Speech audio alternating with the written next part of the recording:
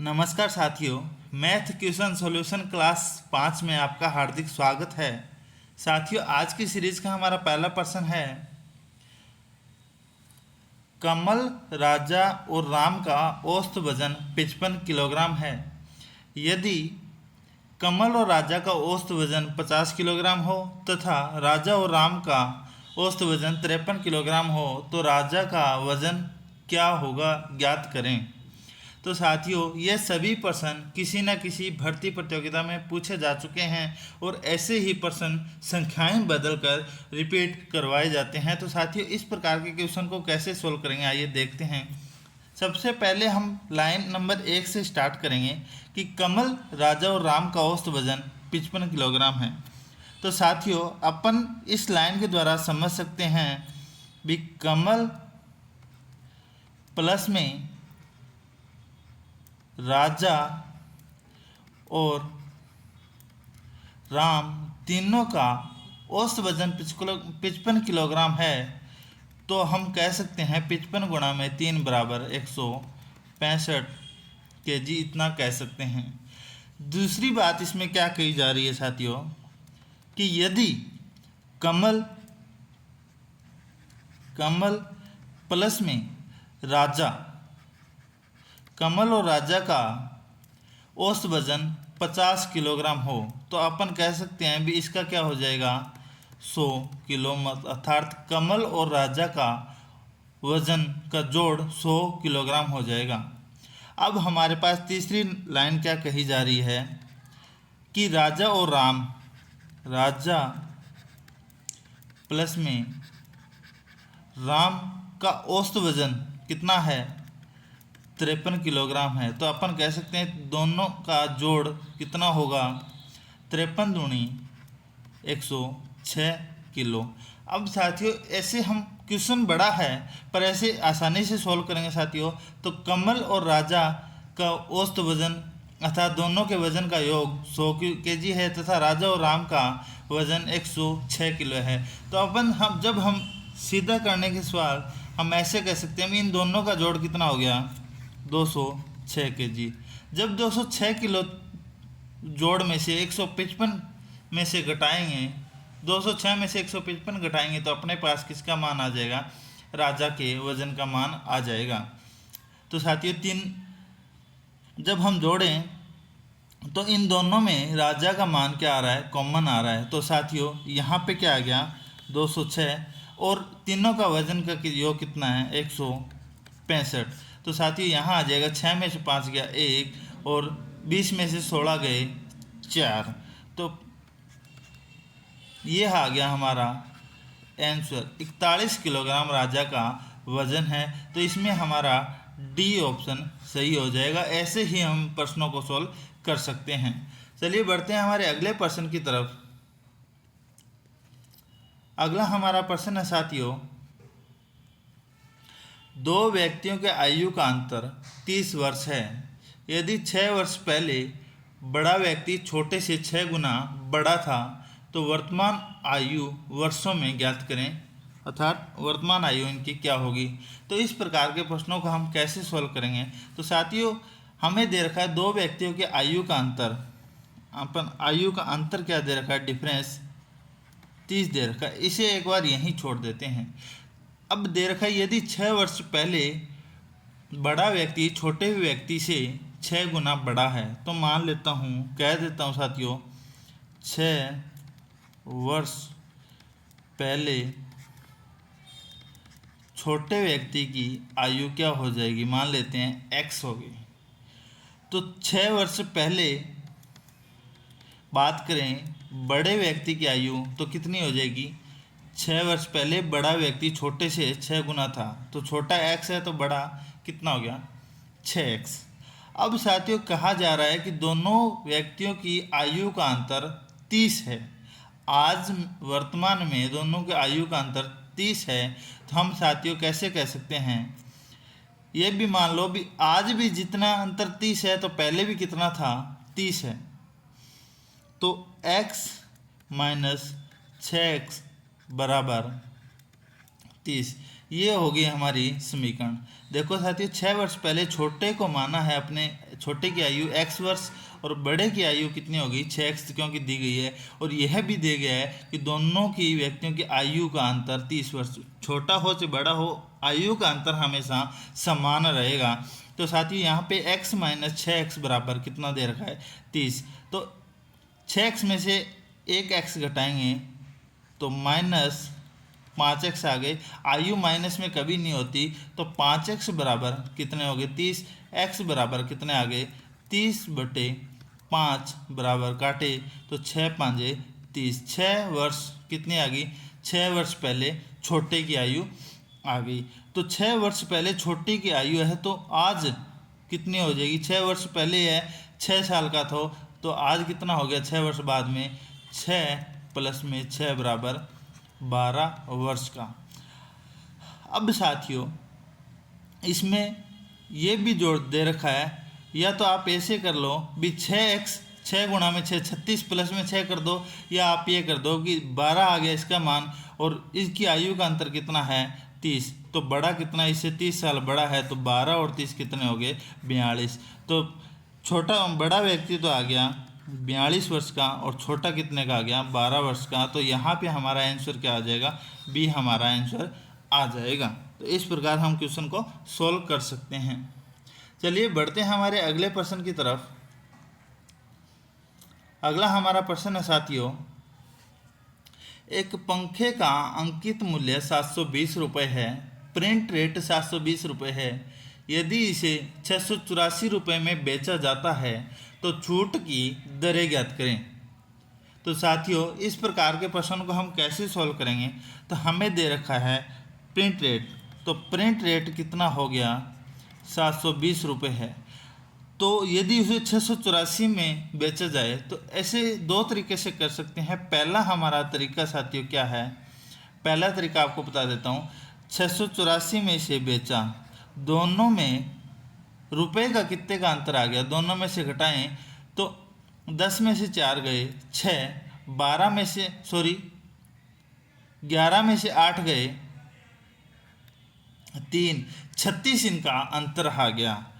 देखो साथियों print rate से यदि इसे 684 रुपये में बेचता है तो 36 रुपये का डिफरेंस आ रहा है, अर्थात तो वह 720 रुपये पे 36 रुपये की छूट कर रहा है। तो वह 36 रुपये कितने प्रतिशत छूट है, तो या तो आप इसे ऐसे तरीके से कर सकते हो कि 720 रुपये का कितना परसेंट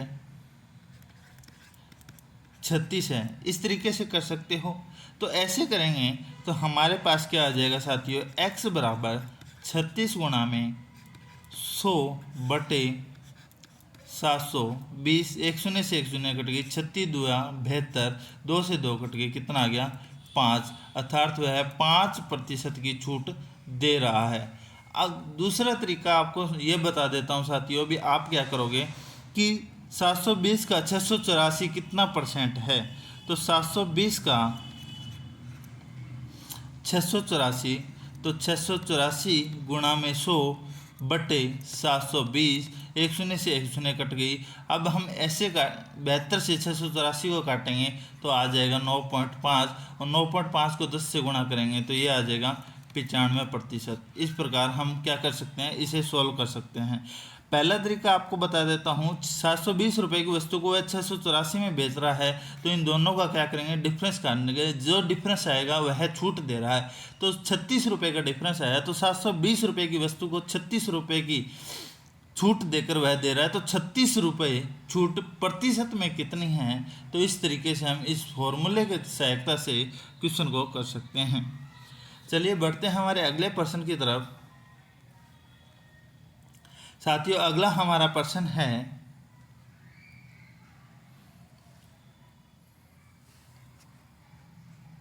ये एक आयत है और ये एक वर्त है।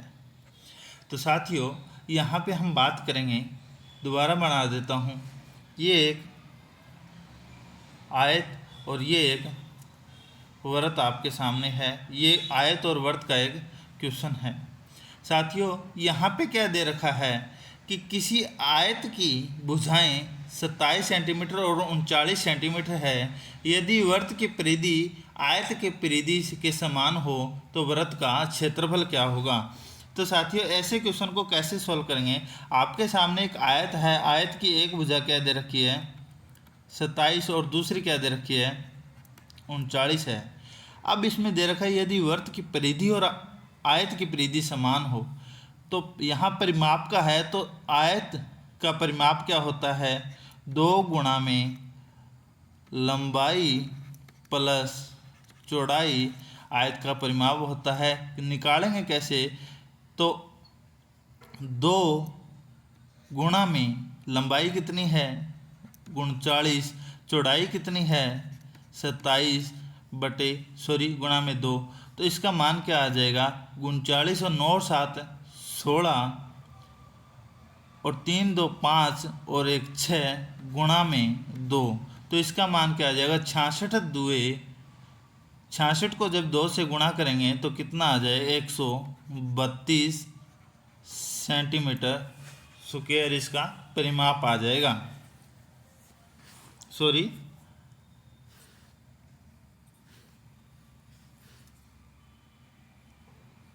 132 सेंटीमीटर इसका मान आ जाएगा। अब साथियों यहाँ पे पॉइंट नंबर 2 क्या कहना चाहता है कि आयत का परिमाप और वृत्त का परिमाप बराबर है।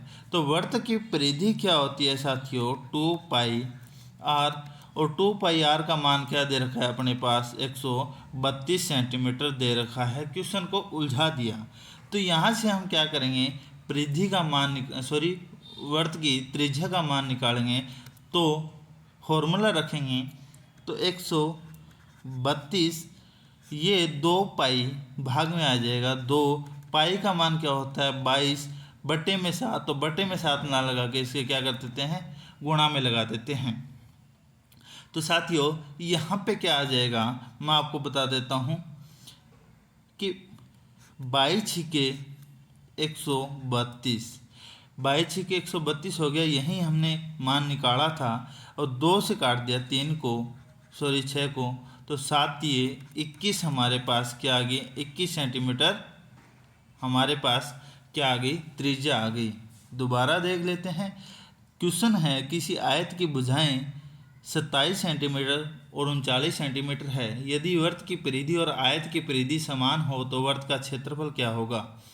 तो साथियों आयत का परिमाप होता है 2 गुणा लंबाई प्लस चौड़ाई, तथा तो 2 गुणा लंबाई प्लस चौड़ाई अपने पास आयत की भुजाएं दे रखी है, तो परिमाप निकालेंगे फॉर्मूले में रखेंगे तो 132 सेंटीमीटर आ गया, जो कि वृत्त के परिधि के बराबर है। और वृत्त की परिधि का फॉर्मूला क्या है 2πr, 2πr बराबर 132। तो यहाँ से त्रिज्या का मान निकालेंगे तो पाई का मान आपको पता है कितना होता है 22/7 होता है, तो यहाँ से पाई का मान निकाल लेंगे। अब तीसरा पॉइंट यहाँ पे अपने को क्या दे रखा है साथियों कि वृत्त का क्षेत्रफल ज्ञात करो। तो वृत्त का क्षेत्रफल ज्ञात करेंगे तो साथियों यहाँ पे हो जाएगा अपना पाई r स्क्वायर, तो 22/7 गुणा में 21 और गुणा में 21, तो 7 से काटा 7 ये 21 22 ये 66 गुणा में 21, तो हमारा यहाँ पे क्वेश्चन क्या आ जाएगा 66 एकम 66 बच गए 6, 66 दूनी 132 और 6 138, तो 1386 यहाँ पे सी हमारा सही आंसर हो जाएगा।